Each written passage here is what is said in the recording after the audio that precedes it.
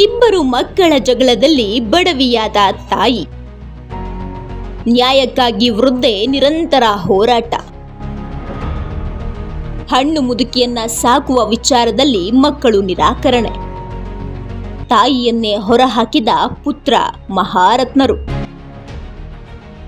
ಮಾತೃದೇವೋಭವ, ಪಿತೃದೇವೋಭವ, ಆಚಾರ್ಯ ದೇವೋಭವ ಎಂದು ಹೇಳುವ ನಾವುಗಳು ತಾಯಿಗೆ ಮೊದಲ ಸ್ಥಾನವನ್ನ ನೀಡಿದ್ದೇವೆ.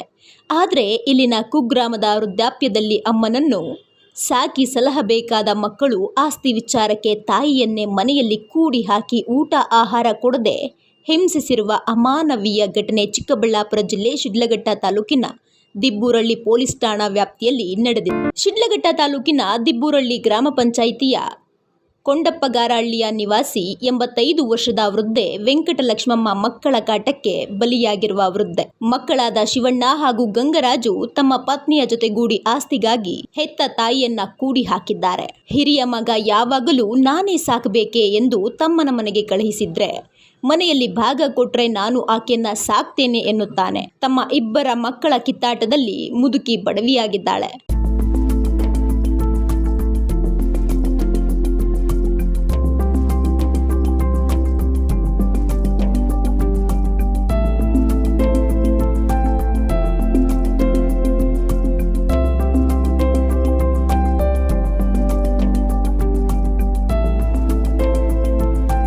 ಸಂತ್ರಸ್ತೆ ವೆಂಕಟಲಕ್ಷ್ಮಮ್ಮ ಈ ಮೊದಲು ಹಿರಿಯ ಮಗ ಶಿವಣ್ಣ ಅವರ ಮನೆಯಲ್ಲಿ ವಾಸವಿದ್ರು.